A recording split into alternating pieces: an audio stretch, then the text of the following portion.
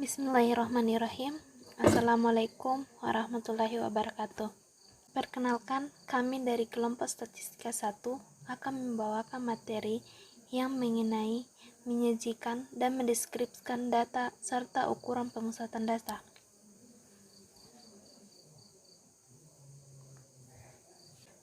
Baik, sebelumnya perkenalkan, nama saya Arinil Hidayah sebagai pemateri pertama. Sebelum kita masuk terlebih dahulu, saya akan menjelaskan tentang apa itu data. Data adalah kumpulan informasi yang diperoleh berdasarkan fakta yang sebenarnya. Data dapat berupa angka atau lambang. Cara mengumpulkan data yaitu dengan angket dan wawancara. Menyajikan dan mendeskripsikan data serta ukuran pemusatan data. Menyajikan dan mendeskripsikan data dalam berbagai bentuk. Yang pertama, tabel, diagram batang, diagram garis, dan diagram lingkaran. Dan untuk ukuran pemusatan data meliputi modus, min, dan median.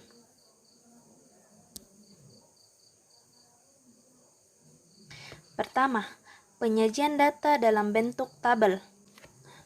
Penyajian data dalam bentuk tabel bertujuan untuk memberikan informasi dan gambaran mengenai jumlah secara rinci sehingga memudahkan untuk dilakukan analisis terhadap data. Nah, masih banyak siswa yang kurang mengerti mendeskripsikan tabel dengan benar. Nah, saya akan menjelaskan cara mendeskripsikan dan menyajikan dalam bentuk tabel. Nah, perhatikan contoh soal berikut. Terdapat data tinggi badan siswa kelas 7A sebagai berikut: 139,137,135 sampai dengan seterusnya. Pertanyaannya, buatlah bentuk tabel berdasarkan data di atas. Yang pertama kita lakukan adalah kita urutkan data yang terkecil ke yang terbesar. Nah, jika dilihat, yang paling kecil adalah 135 dan yang paling besar adalah 139. Artinya, nilai yang harus ditulis adalah mulai dari 135 hingga 139. Pertama, kita buat tabel tinggi badan siswa, kemudian banyaknya siswa. Di kolom pertama, baris pertama, kita tulis 135. Kemudian kita lihat 135 itu yang memilikinya itu adalah 5 siswa. Berarti untuk kolom kedua baris pertama kita isi dengan 5 siswa. Nah, kemudian 136 baris kedua, dan karena 136 ada 6 siswa, jadi untuk kolom kedua baris kedua ada 6 siswa. Kemudian kolom pertama baris ketiga ada 137. Kemudian banyaknya siswa 10. 138 banyaknya siswa sama dengan 5. Kemudian 100 yang terakhir adalah 139, ada 4 siswa. Nah, kemudian kita jumlahkan seluruh banyaknya siswa, jadi kita dapat 30. Nah, contoh soal kedua. Tabel berikut adalah nilai ujian matematika kelas 9. Pertanyaannya, jumlah siswa mendapat nilai di atas 70 adalah. Nah, cara jawabnya itu adalah kita perhatikan soal. Dari soal kita dapat ketahui nilai yang lebih 70, yaitu nilai siswa 71 sampai 80 ada 6 siswa. Nilai siswa 81 sampai 90 ada 8 siswa. Nilai siswa 91 sampai 100 ada 6 siswa. Nah, karena yang ditanyakan adalah jumlah siswa yang mendapat nilai di atas 70, maka kita jumlahkan semua siswanya. Jadi 6 tambah 8 tambah 6 sama dengan 20. Nah, materi kedua adalah diagram batang. Diagram batang biasanya digunakan untuk menggambarkan data yang diskrit atau data cacahan. Diagram batang adalah bentuk penyajian data statistik dalam bentuk batang yang dicatat dalam interval tertentu pada bidang kartesius. Nah, perhatikan contoh soal pertama. Perhatikan tabel berikut. Pertanyaannya, buatlah diagram batang berdasarkan tabel di atas. Pertama, terlebih dahulu kita membuat sumbu tegak dan sumbu datar. Kemudian, tulislah tinggi badan siswa pada sumbu mendatar dan banyaknya siswa pada sumbu tegak. Kita gambar batang sesuai dengan banyaknya siswa. Nah, kita buat yang pertama itu adalah 135. Nah, kita lihat 135 itu ada 5 siswa. Jadi, kita gambar batang dari 0 sampai 5. Kemudian 136 ada 6 siswa. Kita gambar batangnya dari 0 sampai 6. 137 karena ada 10 siswa, jadi kita gambar dari 0 sampai ke 10 sampai 10. 138 ada 5 siswa, kita gambar batangnya dari 0 sampai 5. Dan yang terakhir adalah 139 4, kita gambar 139 dari 0 sampai 4. Contoh soal kedua. Diagram batang di bawah ini menunjukkan nilai ulangan matematika. Nah, banyaknya siswa yang mendapat nilai lebih dari 7 adalah, dari diagram di atas kita dapatkan nilai yang lebih dari 7 itu ada 8, 9, dan 10. Maka kita tuliskan nilai 8 didapatkan oleh 6 siswa. Nilai 9 didapatkan oleh 3 siswa. Kemudian nilai 10 didapatkan oleh 4 siswa. Nah, karena yang mau kita ketahui adalah banyaknya siswa, jadi kita jumlahkan ketiganya, yaitu 6 tambah 3 tambah 4 sama dengan 13. Jadi jawaban yang benar adalah 13 atau B. Sekian materi dari saya. Untuk materi selanjutnya akan disampaikan oleh teman saya. Baiklah, saya akan melanjutkan berikutnya diagram garis. Merupakan diagram yang digunakan terutama untuk mewakili data yang diambil secara berkala dari waktu ke waktu selama interval waktu tertentu. Secara umum, diagram garis sering digunakan untuk melihat perubahan atau pertumbuhan sesuatu secara berkelanjutan. Misalnya kenaikan angka kecelakaan per tahun, ukuran anak per bulan, dan sebagainya. Mirip dengan diagram batang, diagram ini pun juga menggunakan sumbu horizontal dan vertikal yang saling berpotongan tegak lurus satu sama lain. Biasanya sumbu horizontal menunjukkan waktu pengamatan dan sumbu vertikal hasil pengamatan yang dilakukan. Contoh soal. Diagram berikut menunjukkan besarnya uang saku seorang siswa dalam seminggu. Kenaikan uang saku siswa terjadi pada hari A. Senin Selasa, B. Selasa Rabu, C. Rabu Kamis, D. Jumat Sabtu. Kesalahan siswa. Kesalahan dalam memahami gambar. Kedua, kesalahan dalam penyimpulan sehingga keliru dalam menjawab. Solusi dan konsep. Membaca pertanyaan terlebih dahulu dengan baik-baik.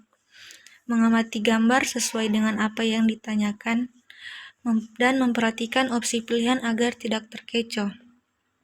Nah, kita lihat di sini untuk diagram garis. Biasanya soal yang didapatkan itu soal seperti ini, yaitu mengamati gambar. Nah, untuk soal seperti ini, seperti yang saya katakan, yang pertama kita lakukan yaitu perhatikan apa yang ditanyakan dalam soal itu. Nah, setelah kita tahu apa yang ditanyakan, lalu kembali ke gambar. Nah, sesuaikan apa yang ditanyakan dengan apa yang ada di gambar. Nah, setelah itu dalam mengamati gambar, usahakan teliti agar sesuai dengan apa yang ditanyakan. Berikutnya diagram lingkaran. Merupakan diagram yang menunjukkan data atau hasil angka-angka dalam bentuk lingkaran. Dalam pelajaran matematika, grafik sering digunakan untuk menampilkan presentase, mendapatkan statistik, dan sebagainya. Untuk menentukan jumlah atau jumlah masing-masing data ini, penting untuk mengetahui berapa banyak jenis pertanyaan yang dimasukkan dalam diagram lingkaran, antara lain diagram lingkaran normal dalam bentuk angka, diagram lingkaran dalam derajat, diagram lingkaran sebagai presentase. Contoh soal. Diagram lingkaran berikut menunjukkan kegemaran 300 siswa dalam mengikuti kegiatan ekstrakurikuler di suatu sekolah. Banyak siswa yang mengikuti kegiatan ekstrakurikuler drama adalah A5, B15, C39, D45. Jawab, diketahui total siswa ada 300, persentase dari tari 12%, KIR 13%, persentase PMR 10%, basket 30%, dan voli 20%. Yang ditanyakan, banyak siswa mengikuti drama. Nah, untuk mencari drama kita bisa menggunakan yang pertama presentasi dari yang ditanyakan per 100% dikali total siswa. Nah, karena presentase yang ditanyakan belum diketahui, maka kita mencari presentasinya dulu, yaitu 100% dikurangi dengan nilai-nilai yang diketahui dalam lingkaran itu. Persentase yang diketahui dalam lingkaran itu, yaitu ada 12%, 13%, 10%, 30%, dan 20%. Jadi 100% dikurangi 85% sama dengan 15%. Nah, setelah diketahui presentasi dari drama, maka kita langsung saja mencarinya, yaitu 15% per 100% kali 300 siswa, sama dengan 45 siswa. Kesalahan siswa. Nah, yang pertama yaitu salah rumus atau konsep. Nah, di sini siswa dalam menyelesaikannya yaitu dia menaruh yang ditanya per total siswa kali 100%. Nah, di sini yang seharusnya 100% menjadi penyebut. Nah, di sini kita bisa perhatikan untuk soal seperti ini, rumusnya itu kita perhatikan pembilang dan penyebutnya itu usahakan dia sama, yaitu kayak persen dengan persen, derajat dengan derajat. Nah, jadi kita bisa tahu kalau susunannya itu seperti apa. Jadi kalau 100%, 100%-nya itu letaknya di penyebut, dan jumlah seluruh siswa itu letaknya menjadi pengali. Nah, supaya tidak terjadi salah rumus atau salah konsep seperti ini. Nah, jika saya cari ini, maka hasilnya itu 15 per 300 dikali 100 sama dengan 5. Nah, di sini saya taruh ke dalam salah satu opsinya. Yang kedua, tidak mencari presentasi eskul drama. Nah, di sini jadi dia langsung saja 300 total seluruh siswa per 100%, karena dilihat ini persen berarti pakai 100%. Atau ada juga yang salah satu presentasi yang diketahui. Nah, jadi salah satu presentasi yang dia ketahui itu dia taruh jadi 13% per 100% kali 300. Nah, ini juga biasanya siswa kurang jeli. Misalnya yang diketahui drama. Nah, di sini dia salah lihat, dia kira itu KIR.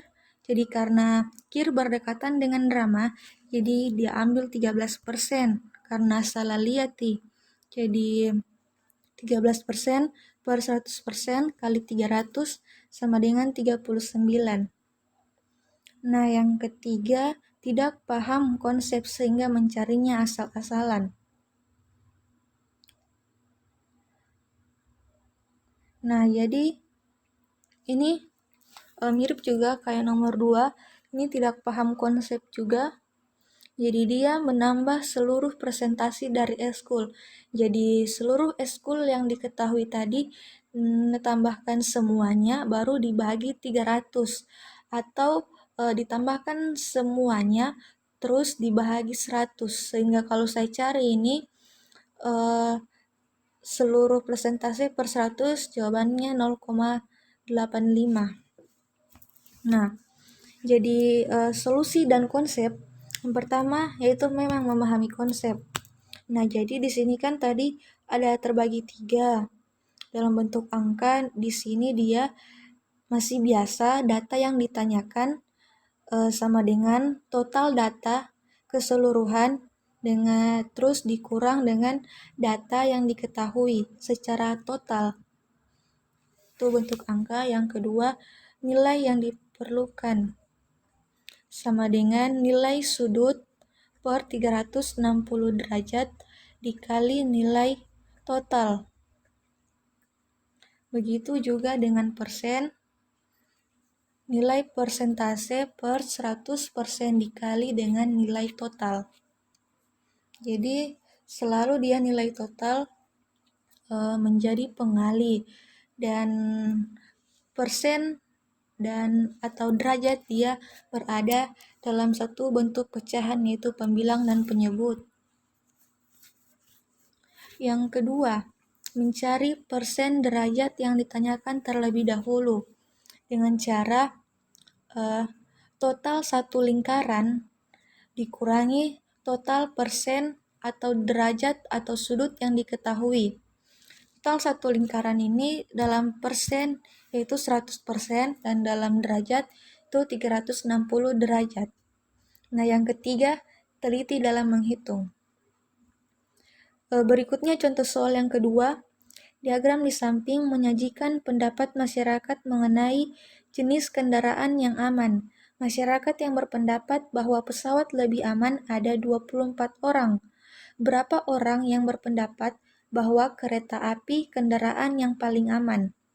A. 9,6, B. 30, C. 48, D. 144. Diketahui pesawat 24 orang, derajat atau sudut pesawat 72 derajat, bus 54 derajat, mobil pribadi 90 derajat. Yang ditanyakan, banyak orang berpendapat kereta api paling aman.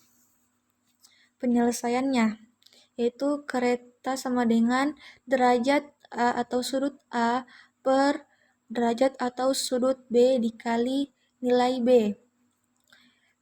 Derajat atau sudut yang ditanyakan yaitu kayak tadi dicari dulu berapa banyaknya sudut yang ditanyakan itu. Jadi dia total satu lingkaran dikurangi dengan total jumlah sudut yang diketahui dalam lingkaran. Jadi didapat 360 derajat dikurangi 210 derajat sama dengan 144 derajat. Jadi yang berpendapat kereta paling aman yaitu sama dengan 144 derajat dikurangi 72 derajat kali 24 sama dengan 48. Jadi yang berpendapat bahwa kereta api kendaraan yang aman ada 48 orang. Kesalahan siswa. Yang pertama, bingung melihat dua bagian yang kosong. Nah, di sini kan beda dengan contoh soal yang pertama. Di sini ada dua bagian yang kosong. Nah, kalau kita dapat soal yang seperti ini, kita perhatikan dari dua bagian yang kosong itu, karena biasanya itu dari dua bagian yang kosong itu terdapat salah satunya yang berbentuk sudut. Nah, di sini kita perhatikan yang mobil pribadi ini terbentuk sudut siku-siku atau nilai dari sudut siku-siku yaitu 90 derajat. Yang kedua, tidak memperhatikan yang ditanyakan sehingga ini kan yang ditanyakan tadi kereta. Ada siswa Kan di sini ada 2 yang kosong, jadi kayak keliru. Jadi dia ambil, dia cari yang mobil pribadi, karena mobil pribadi kosong.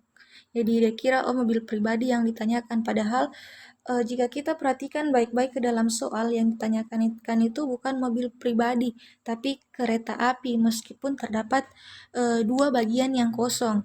Nah, jadi bila saya hasilkan jadi 90 derajat per 72 derajat dikali 24 sama dengan 30. Yang ketiga, hanya mencari derajatnya. Nah, di sini bisa juga kalau melihat soal seperti itu, seperti ini, yaitu kayak bingung. Jadi langsung saja pakai itu dikurangi dengan total derajat yang diketahui. Jadi total satu lingkaran itu jadi 360 derajat dikurangi dengan 72, 54, 90. Jadi sama dengan 360 derajat dikurangi 210 derajat sama dengan 144 derajat. Nah, biasanya kalau seperti ini, kalau dilihat 144 derajat terus ada di opsinya, biasanya siswa langsung menjawab 144 derajat itu, padahal tidak, masih ada lagi langkah-langkah berikutnya. Nah, yang keempat, salah rumus atau konsep. Nah, di sini dia kayak yang seperti tadi, 144 derajat per 360 derajat dikali 24. Nah, di sini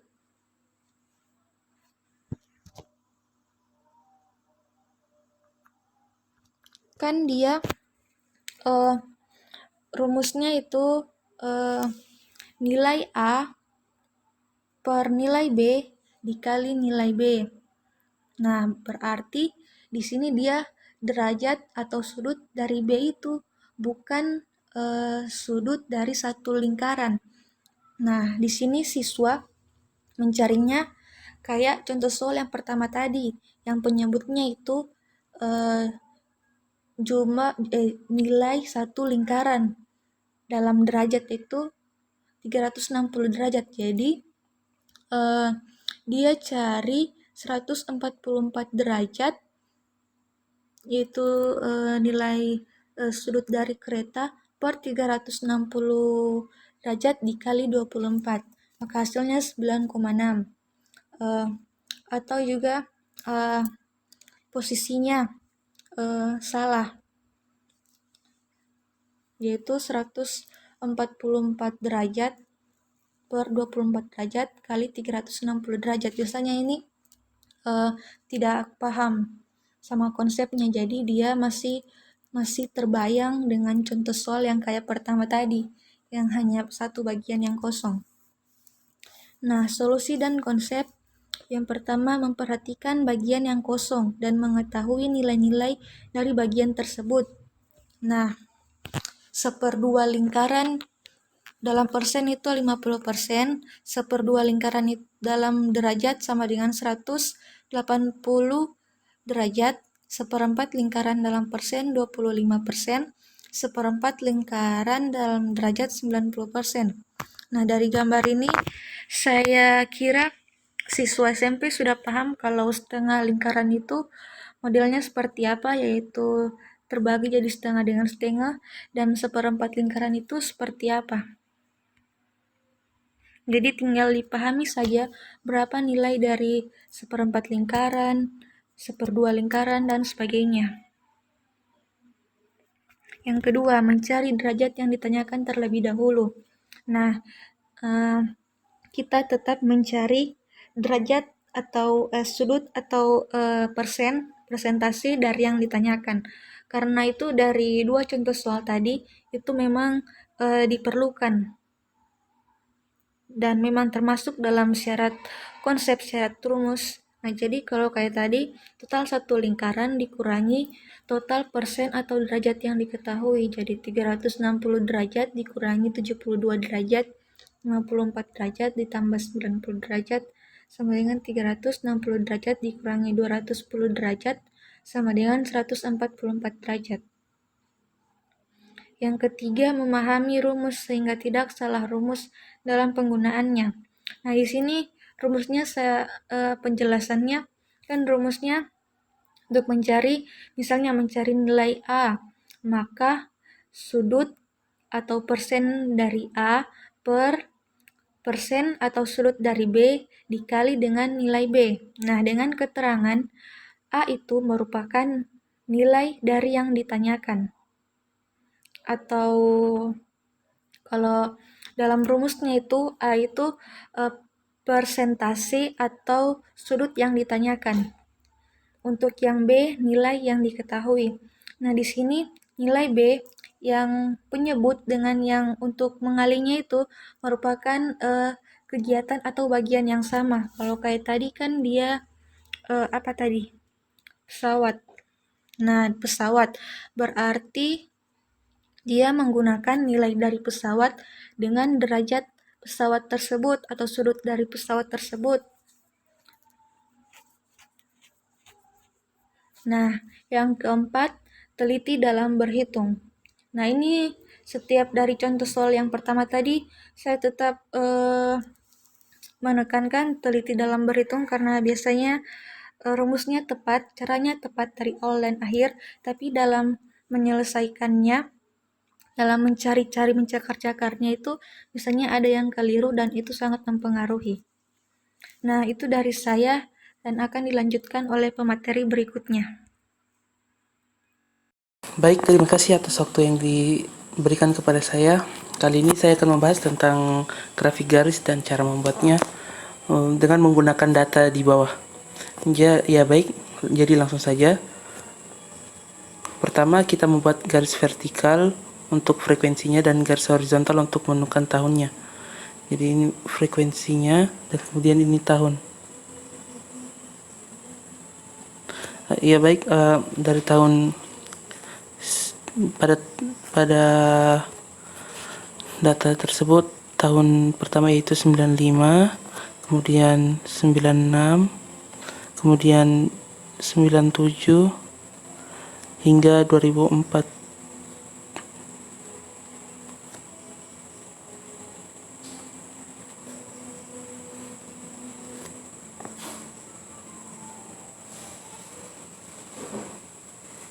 Ya. 2002, 2003, dan 2004. Ya, mohon maaf. Kemudian frekuensinya saya akan menggunakan ya, dari 10, kemudian 20, kemudian 30, kemudian 40. Ya, pada tahun 95 kita tahu mohon maaf, mungkin saya akan menggunakan 5 saja. 5,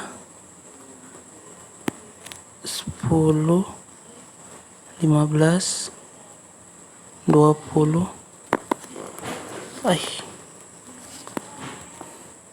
Kemudian 25, kemudian 30, kemudian 35. Baik, pada tahun 95 kita tahu bahwa frekuensinya yaitu jumlahnya itu 15. Kita kasih titik dulu.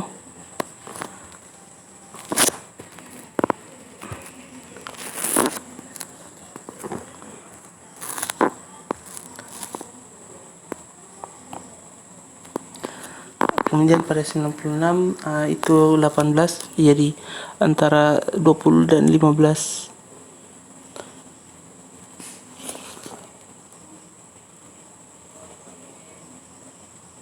Ya.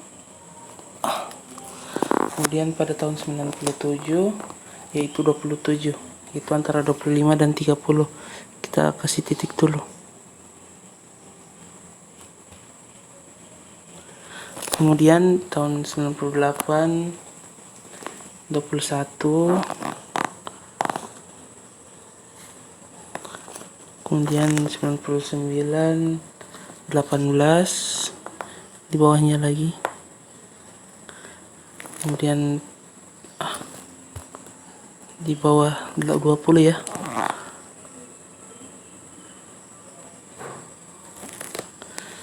kemudian pada tahun 2000 yaitu 30,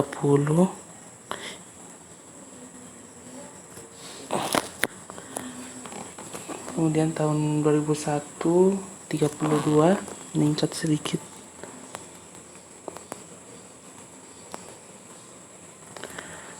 Ya, 32, kemudian tahun 2002 menurun ke 20.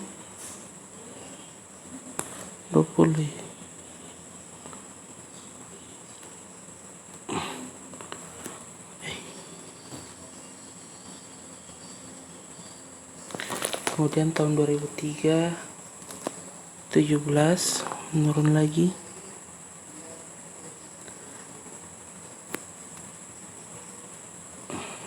Kemudian tahun 2004 15, terakhir 15. Ya, caranya itu kita tinggal menghubungkan titik-titik tersebut.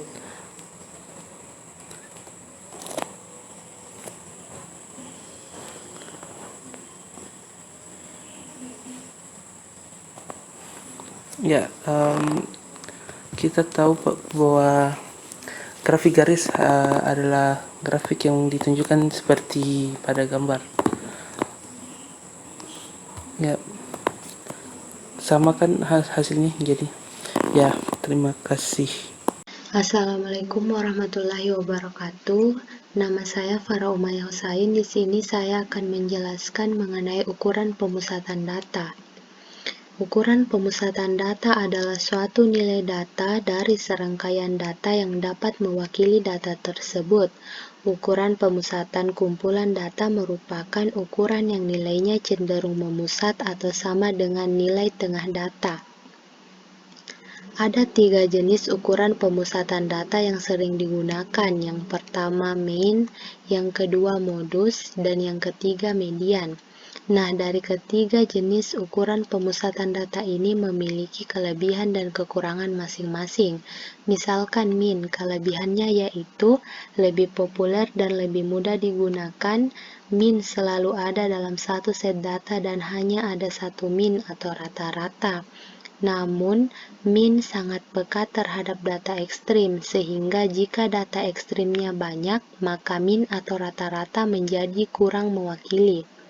Sedangkan modus dan median kelebihannya yaitu tidak dipengaruhi oleh data ekstrim, namun tidak mempertimbangkan semua nilai data. Baiklah, selanjutnya saya akan menjelaskan mengenai mean atau rata-rata. Rata-rata adalah nilai yang mewakili himpunan atau sekumpulan data. Mean suatu data juga merupakan statistik karena mampu menggambarkan bahwa data tersebut berada pada kisaran mean data tersebut. Secara matematis, mean atau nilai rata-rata pada data tunggal dapat dituliskan sebagai berikut, yaitu X bar sama dengan delta XI per N, di mana XI yaitu nilai data ke I dan N adalah banyaknya data. Selanjutnya kita beralih ke contoh soal. Tentukanlah rata-rata tinggi badan anggota Paskibra dari 8 siswi putri berikut. Tingginya yaitu 160, 160, 160, 163, 164, 165, 165, dan 167 cm. Rata-rata dihitung menggunakan rumus X bar sama dengan delta XI per N, di mana delta XI yaitu jumlah keseluruhan datanya, jadi 160 ditambah 160 ditambah 160 ditambah 163 ditambah 164 ditambah 165 ditambah 165 ditambah 167 dibagi dengan N atau banyaknya data, yaitu 8 data, sehingga diperoleh hasil mean atau rata-ratanya adalah 163 cm. Jadi, konsep yang digunakan untuk menentukan mean atau rata-rata pada data tunggal adalah jumlah keseluruhan datanya dibagi dengan banyaknya data. Lalu, bagaimana dengan soal yang datanya belum berurutan? Nah, karena konsep mean atau rata-rata data tunggal adalah jumlah keseluruhan data dibagi dengan banyaknya data, maka kita boleh mengurutkannya terlebih dahulu, lalu menjumlahkannya, atau boleh langsung dijumlahkan saja. Selanjutnya kita akan membahas hasil yang diperoleh oleh siswa dalam mencari min atau rata-rata dari data tunggal. Di sini ada 4 penyelesaian berdasarkan contoh soal tadi. Penyelesaian nomor 1, 2, dan 3 jawabannya sama, yaitu 163 cm, sementara untuk penyelesaian nomor 4 jawabannya 162,5 cm. Untuk penyelesaian nomor 1, dia menggunakan rumus yang tadi, yaitu X bar sama dengan delta XI per N, diperoleh hasil 163 cm. Untuk penyelesaian nomor 2, dia menggunakan jumlah datanya dibagi dengan banyaknya data. Sebenarnya di sini konsepnya sama, hanya saja dia mengalihkan frekuensinya dengan datanya, yaitu 160 dikali 3 ditambah 163 ditambah 164 ditambah 165 kali 2 ditambah 167 dibagi 8, hasilnya tetap 163 cm. Nah, untuk penyelesaian nomor 3, dia menjumlahkan terlebih dahulu keseluruhan datanya sebelum dimasukkan ke dalam rumus X bar sama dengan delta XI per N. Untuk penyelesaian nomor 4, konsep yang digunakan sudah betul, yaitu jumlah keseluruhan datanya dibagi dengan banyaknya data. Namun di sini kesalahan siswa yaitu dalam menjumlahkan keseluruhan datanya, sehingga jawabannya 162,5 cm. Nah, kesalahan ini yang sering dijumpai dalam mencari min atau rata-rata dari data tunggal. Kesalahan selanjutnya yaitu karena siswa betul-betul tidak mengetahui rumus apa yang digunakan dalam mencari min data tunggal. Jadi, solusi dari kedua permasalahan ini adalah siswa harus lebih teliti dalam menghitung jumlah datanya.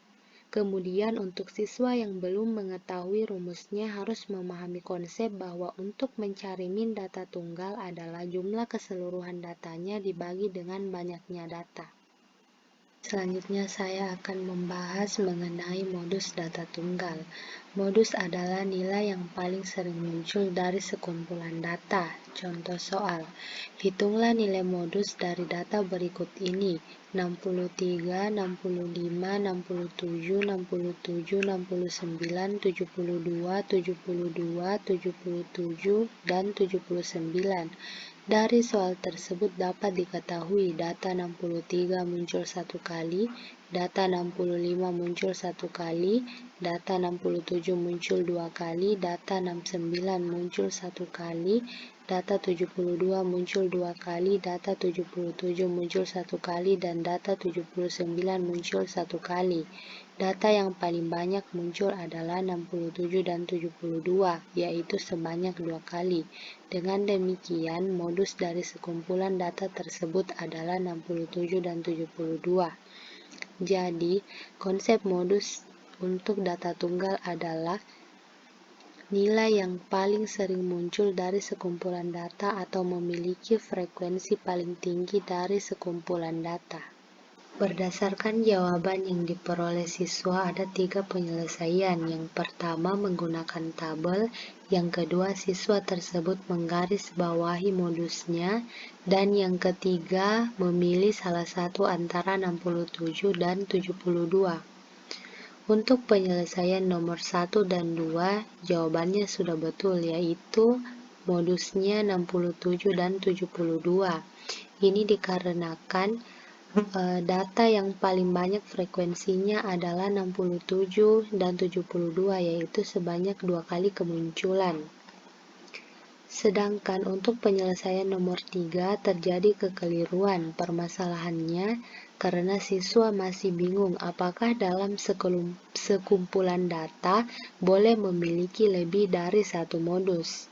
Nah, solusinya adalah dari sekumpulan data yang memiliki 2 modus itu disebut bimodal. Jika lebih dari 2 modus disebut multimodus. Jadi kesimpulannya, modus dalam satu sekumpulan data bisa lebih dari 2. Dan untuk soal yang datanya belum berurutan, maka untuk memudahkan dalam menjawab, datanya sebaiknya diurutkan terlebih dahulu lalu ditentukan modusnya.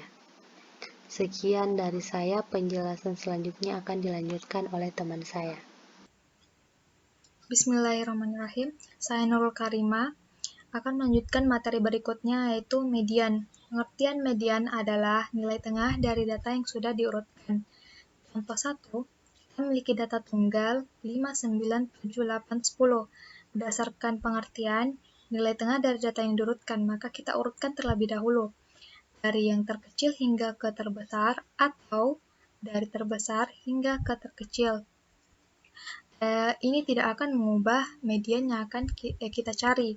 Kalau diperhatikan, mediannya yaitu 8. Mengapa 8? Karena 8 ini banyak data yang berada di sebelah kanan, yaitu ada 2, di sebelah kiri ada 2, dan 8 sendiri berada di tengah-tengah, sehingga mediannya adalah 8. Contoh 2, kita memiliki data tunggal 5, 6, 7, 8, 9, 10. Ini sudah diurutkan, jadi kita tinggal mencari mediannya.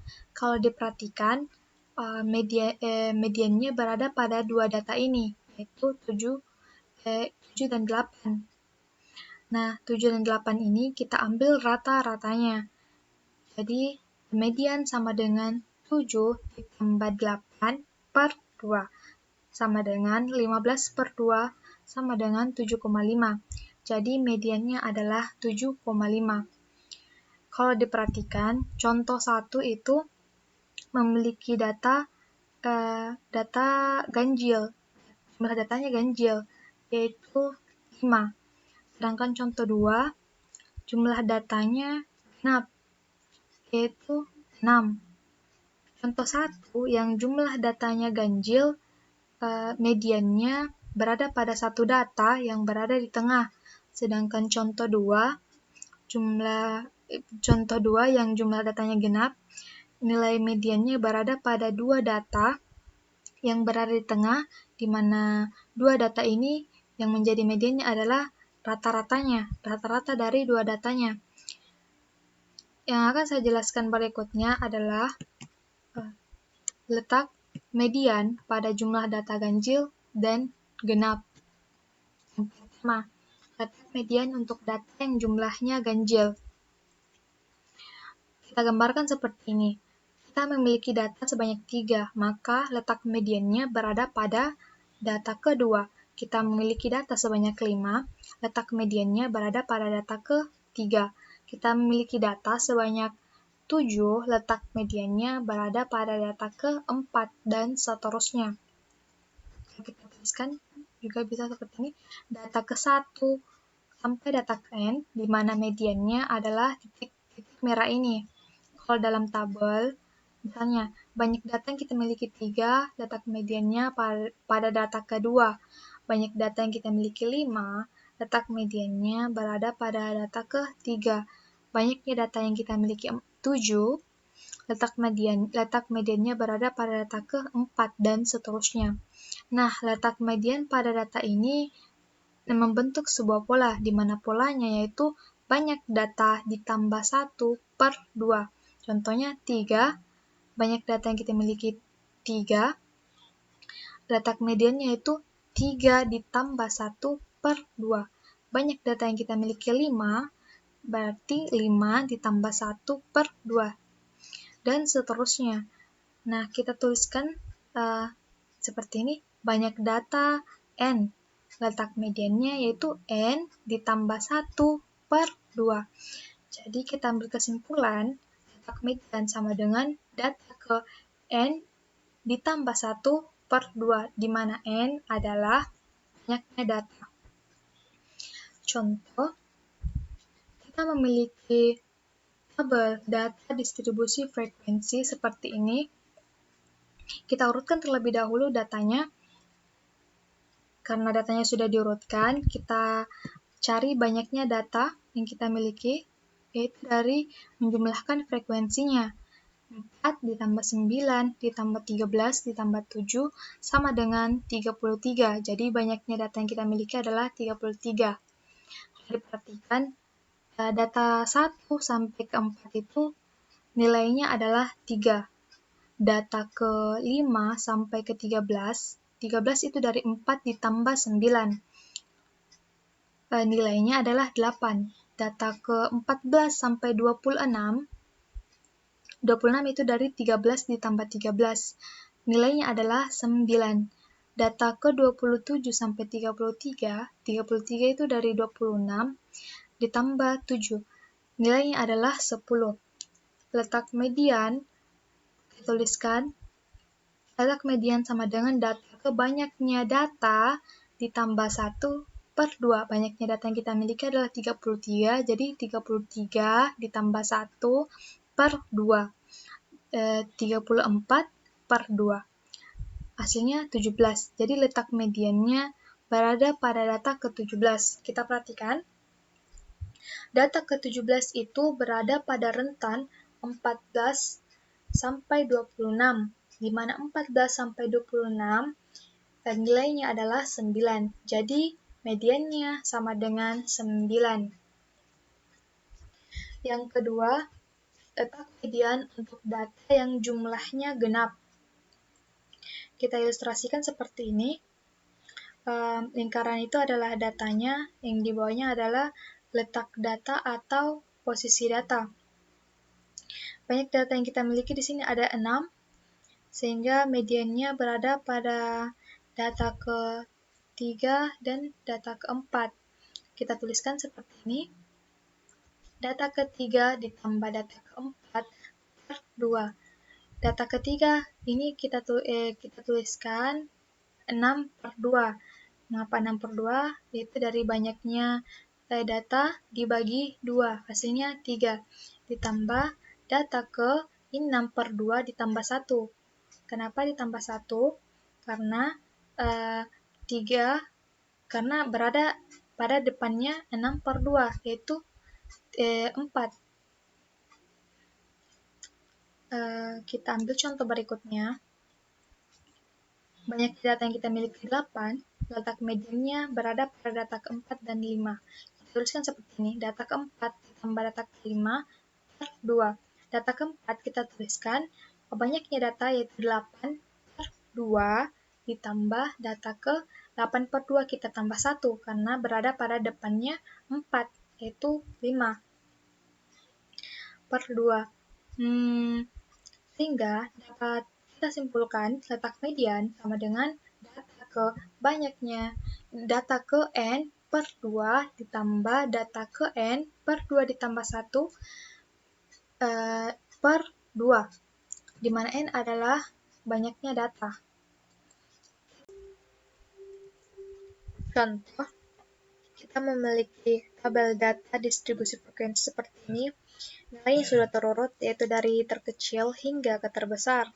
Jadi kita cari banyaknya data dengan cara menjumlahkan frekuensi. Jumlah frekuensinya yaitu sama 50. Jadi banyaknya data yang kita miliki adalah 50. Kita perhatikan, data ke-1 sampai ke-7 itu nilainya adalah 6. Data ke-8 sampai 22 itu dari 7 ditambah 15. Nilainya adalah 7.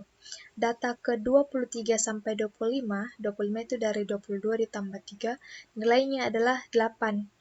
Data ke-26 sampai ke-37 itu dari 25 ditambah 12. Nilainya adalah 9.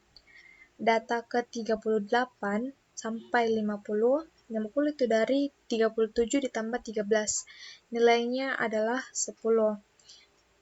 Letak median sama dengan data ke banyaknya data yaitu 50/2 ditambah data ke banyaknya data yaitu 50/2 ditambah 1/2. 50/2 sama dengan 25. 50/2 ditambah 1 sama dengan 26. Letak mediannya yaitu sama dengan data ke-25 ditambah data ke-26/2. Kita perhatikan data ke-25 yaitu nilainya adalah 8. Data ke-26 nilainya adalah 9. Jadi median sama dengan 8 ditambah 9/2 sama dengan 17/2 sama dengan 8,5. Jadi mediannya adalah 8,5. Dapat kita simpulkan, masalah yang dihadapi siswa adalah siswa menghafal rumus median, di mana Rumus mediannya adalah median sama dengan tepi bawah ditambah N per 2 dikurang frekuensi kumulatif sebelum kelas median per frekuensi kelas median dikali interval. Nah, kebanyakan siswa harus menghafal rumus ini untuk menyelesaikan untuk mendapatkan median. Jadi apabila siswa lupa akan rumus ini, maka mereka tidak dapat menemukan mediannya. Yang kedua, siswa sulit mencari median dari data yang jumlahnya banyak. Nah, untuk data yang jumlahnya sedikit seperti data tunggal yang di awal, kebanyakan siswa dapat menyelesaikannya karena tidak perlu menggunakan rumus seperti ini. Namun, apabila jumlah datanya banyak, mereka perlu untuk mengerjakannya dengan rumus ini. Solusinya, siswa memahami konsep dari rumus median. Siswa tidak perlu menghafal rumus seperti yang di atas jika memahami konsep dari rumus median yang seperti saya jelaskan dari tadi. Yang kedua, siswa mampu menerapkan konsep dari rumus median. Jika siswa sudah mampu menerapkan konsep dari rumus median, jumlah yang datanya banyak sekalipun, saya rasa siswa dapat menyelesaikannya karena mereka sudah mampu menerapkannya dan memahami konsep dari rumus median. Mungkin sekian dari kelompok kami. Kurang dan lebihnya mohon dimaafkan. Wassalamualaikum warahmatullahi wabarakatuh.